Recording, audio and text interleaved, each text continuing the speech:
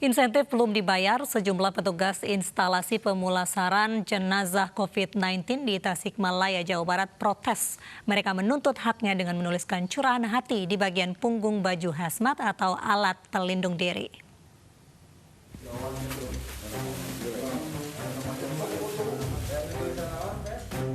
Ada yang berbeda dalam persiapan petugas instalasi pemulasaran jenazah COVID-19 di RSUD Soekarjo, Tasikmalaya, Jawa Barat.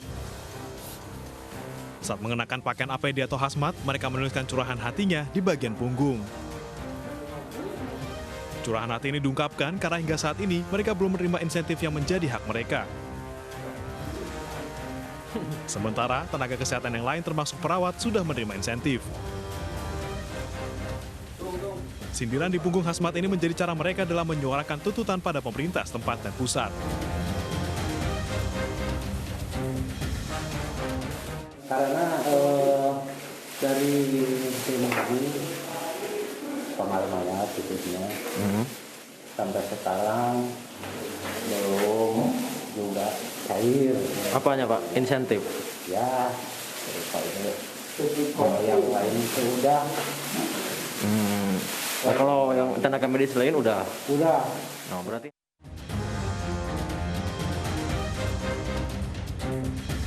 para petugas pemulasaran jenazah dan operator ambulans telah bekerja keras dan menghadapi resiko terpapar COVID-19.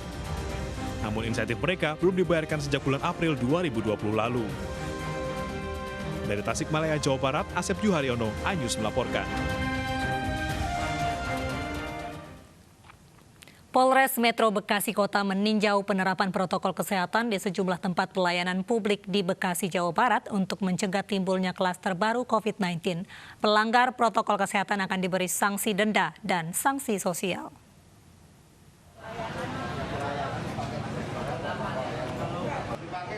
Polisi dari Polres Metro Bekasi Kota dan sejumlah polsek yang ada di Bekasi mengunjungi pusat pelayanan SIM dan SKCK Polres Metro Bekasi. Polisi meninjau penerapan protokol kesehatan, mulai dari penerapan jaga jarak hingga memeriksa satu persatu suhu tubuh pengunjung dengan menggunakan termogan dan menyemprotkan cairan disinfektan ke setiap sudut Polres Metro Bekasi Kota. Polisi juga mendatangi stasiun dan pasar Keranji. Di tempat ini polisi menemukan sejumlah warga dan pedagang yang tidak bermasker. Kapolres Metro Bekasi Kota menyebut akan menindak tegas jika ditemukan anggota kepolisian dan warga yang tidak mengindahkan protokol kesehatan COVID-19. Ya, tentunya dalam pelaksanaan ini kita memberikan edukasi, ya, bimbingan, dan tentunya kita akan memberikan teguran kepada yang bersangkutan sehingga tidak terulang kembali dan tetap mematuhi protokol kesehatan. Saat ini Kota Bekasi memiliki jumlah positif COVID-19 yang tinggi di Jawa Barat. Secara kumulatif, 1.044 dinyatakan sembuh, 225 orang dirawat di rumah sakit maupun isolasi mandiri, dan 55 orang meninggal dunia. Dari Bekasi, Jawa Barat, Rahmat Hidayat, iNews melaporkan.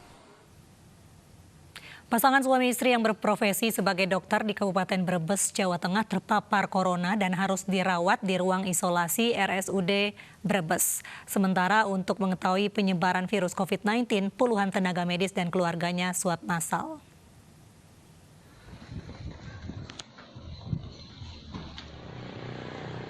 Dua dokter di Kabupaten Brebes, Jawa Tengah yang merupakan pasangan suami istri harus menjalani perawatan di ruang isolasi RSUD Brebes setelah terkonfirmasi COVID-19 sejak Kamis kemarin. Dr. Alfian bekerja di Puskesmas Kalimati, Kecamatan Brebes. Petugas dinas kesehatan setempat melacak puluhan petugas medis puskesmas tersebut, termasuk anak-anak dan keluarga dari pasangan suami istri ini.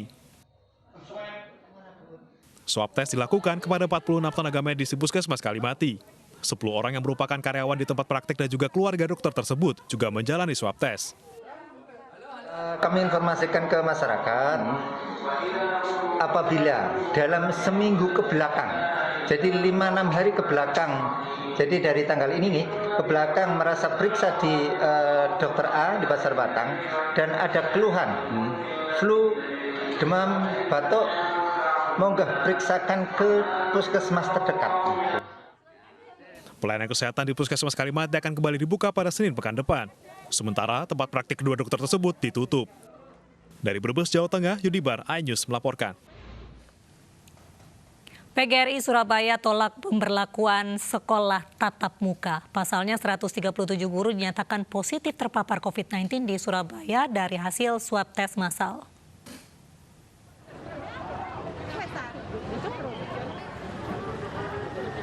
Jelang persiapan sekolah tatap muka, Pemkot Surabaya telah melakukan swab tes terhadap guru dan tenaga pengajar di Surabaya, Jawa Timur.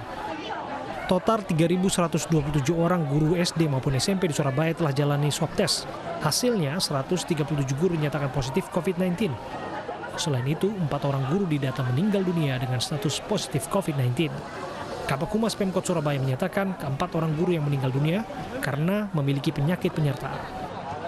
Sejauh ini, pemerintah Kota Surabaya sudah melaksanakan tes swab kepada 3.127 guru. Ya. Nah, kemudian dari 3.127 guru itu 137-nya positif, seperti itu. Dan terkait kabar yang panjenengan tanyakan itu ya hanya 4 guru saja yang meninggal. Itu pun juga karena adanya komorbid, seperti itu, Mas. Sementara itu, PGRI Surabaya menolak uji coba sekolah tatap muka.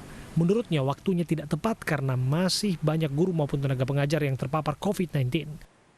Kami tolak karena saat ini di Surabaya tidak mungkin walau uji coba dan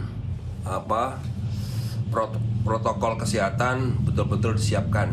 Tapi karena kondisi Surabaya masih seperti ini, kami kemarin tolak. Apalagi untuk SD, SMP saat ini saya kira masih belum tepat untuk dilaksanakan.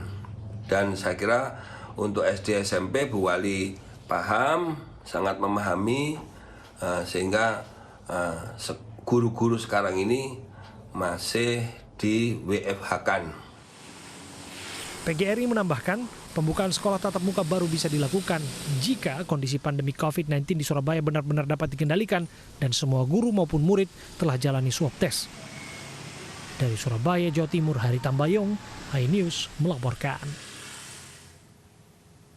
Pemirsa, mari kita dukung para pejuang kemanusiaan dengan peduli melawan penyebaran virus corona. Bantuan bisa disalurkan melalui rekening yang tertera di layar televisi Anda.